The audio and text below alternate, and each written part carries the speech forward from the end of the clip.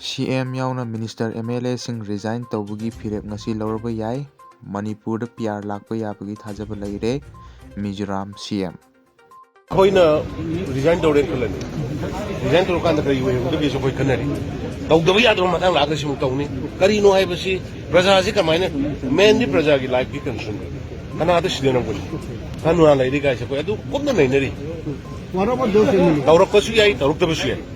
but we are serious koi masen hana badu yengan ba ko buna kare security sing central forces sing you are not invited here to observe to see what is happening, what is going on. You invited here to protect the state integrity. You invited here to protect the life and the property of the innocent people. PR thamgani hairka kigadaba natte mayamda sugaina pau pathok jarake CM yauna Minister MLA sing resign Toubagi firep ngasi Louraba Yai Manipurda PR lakpa yabagi thajaba leire Mizoram CM State asida hojik thokliba kalukki irang asi tha mapan sujilaklaba phawbada Center na warosin amata purakpa ngamdaba aduda state sarkar nasu irang asi laksinabagi ahenba sakti pidriba asiga mari lenana ngasi chief minister yauna mahaki cabinet minister sing amasung MLA singa punna akannaba mifam ama pangthoktuna khanakre loinana chief minister yauna minister MLA sing resign tawnaba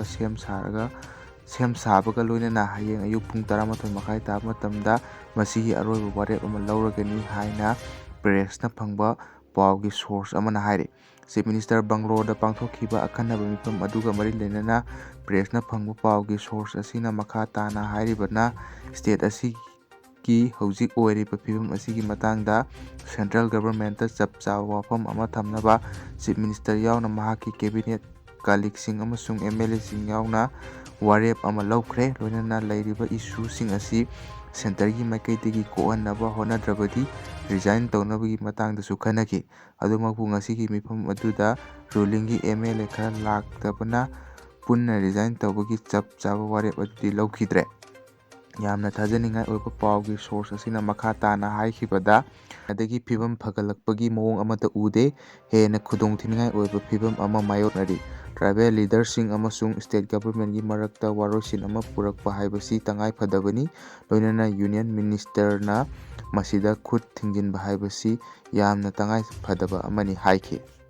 atopa paw amada PR thamgani hairga kigadaba natte Mizoram gi chief minister na Manipur gi manungda thabak thoram sing khut thingjinduna state asida PR thamlakpa yai haiduna tamka tawriba asi maitai singna